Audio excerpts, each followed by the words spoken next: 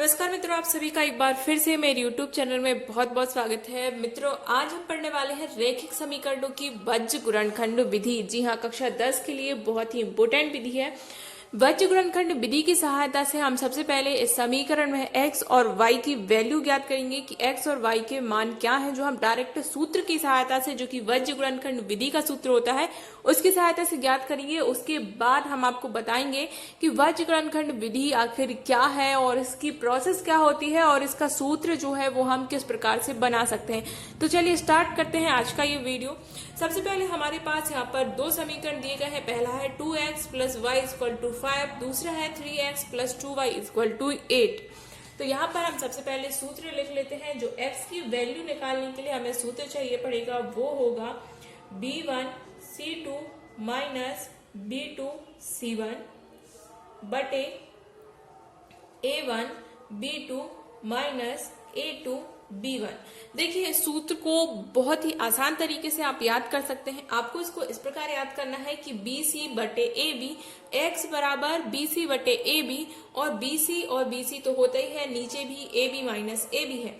यहाँ पर आपको याद करना है 12, 21, 12, 21। तो इसको आप इस प्रकार लिख सकते हैं कि BC माइनस BC और फिर नीचे 12, 21 लगा सकते हैं।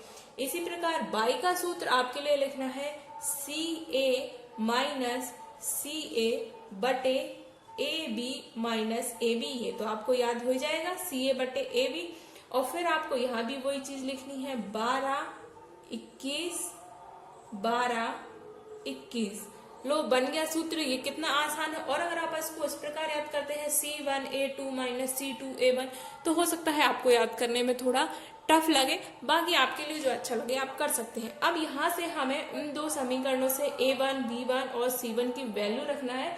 तो यहाँ पर जो A1 की वैल्यू क्या हो जाएगी, जो x का गुणांक है यानी कि 2। इसी प्रकार B1 की वैल्यू क्या हो जाएगी, y का गुणांक यानी कि 1। और C1 की वैल्यू, अब भाई अब थोड़ा रुक जाइए। यहाँ पर देखिए, अगर जो ये C है ये इन दोनों से के घर में नहीं है, यानी कि इन दोनों के पक्ष में नहीं है, इन दोनों से दूसरे पक्ष में है, तो ये हमेशा घाटे में रहेगा, इसलिए इसको हम माइनस में लेंगे। अगर यही C यानी कि जो 5 है बराबर के इस तरफ हो जाता, यानी कि बाईं तरफ आ जाता, तो हम इस C को +5 ही वैल्यू रखते। और अगर ये दाईं तरफ चला गया है बराबर के, तो इसकी जो वैल्यू है ये C की माइनस में चली जाएगी, क्योंकि ये x और y के दूसरे पक्ष में चला गया, इसलिए इसका हमेशा घाटा होने वाला है। इसलिए चिन्ह को पलट देंगे। अगर ऋणात्मक है तो धनात्मक हो जाएगा, और चूंकि यहाँ पर धनात्मक है तो ये ऋणात्मक हो गया। चलिए अब लिखते हैं A2 की वैल्यू हो जाएगी 3, B2 की वैल्यू है 2, और C2 की वैल्यू यहाँ पर भी वही लगेगा। देखिए भाई, ये x और y के पक्ष में नहीं है, दूसरे पक्ष में चला गया है, बाएं पक्ष में ना होकर दाएं पक्ष में चला गया, इसलिए ये भी भाई घाटे में रहेगा, तो ये हो जाएगा -8। चलिए इनमें हम इसकी वैल्यू रख देते हैं। B1 की वैल्यू क्या है, B1 की वैल्यू है 1 मल्टीप्लाई, यहाँ पर C2 की वैल्यू है -8 माइनस B2 की वैल्यू है 2 और C1 की वैल्यू है -5। A1 और B2 तो यहाँ पर डायरेक्ट गुणा कर लेते हैं, 2 गुणा 2, और A2 B1 तो A2 और B1, तो ये कितना हो गया 3 मल्टीप्लाई 1। इसको सॉल्व कर लेते हैं। ये हो जाएगा माइनस का 8, और ये माइनस और माइनस हो गया प्लस, और 5 2 जा 10 हो गया। यहाँ पर 2 दूनी 4, 3, तो ये हमें कितनी वैल्यू मिल गई, 10 में से 8 गए तो कितना बचा 2, और 4 में से 3 गए तो 1। तो वो हमें लिखना जरूरी नहीं है। यहाँ पर x की वैल्यू है वो हमारे लिए 2 मिल गई है। इसी प्रकार अब हम y की वैल्यू भी निकालेंगे। तो यहाँ पर हो जाएगा C1A2, C1A2 यानी कि 3 5 15, इसको फिर भी हम लिखते हैं। C1 की वैल्यू है -5 मल्टीप्लाई A2 की वैल्यू है 3 माइनस C2 की वैल्यू है -8 और मल्टीप्लाई A1 की वैल्यू है 2। नीचे जहां का तहां है तो उसको हम डायरेक्ट 1 लिख दे रहे हैं। 5 दिया 15 जो कि ऋण के होंगे, ये ऋण और ये ऋण बन जाएगा धन, और 8 दूनी हो जाएगा 16। एक प्लस का है एक माइनस का है, तो घटाना होगा, तो 16 में से 15 जाएंगे तो यहाँ पर कितना बचेगा 1, यानी कि y की वैल्यू यहाँ हमें कितनी मिल गई है 1 और x की वैल्यू कितनी मिल गई है 2। आपके लिए आई होप समझ में आ गया होगा, बहुत ही इजी है और सूत्र को याद करने का मैंने आपको ट्रिक भी बता दिया है कि किस प्रकार आपको याद करना है।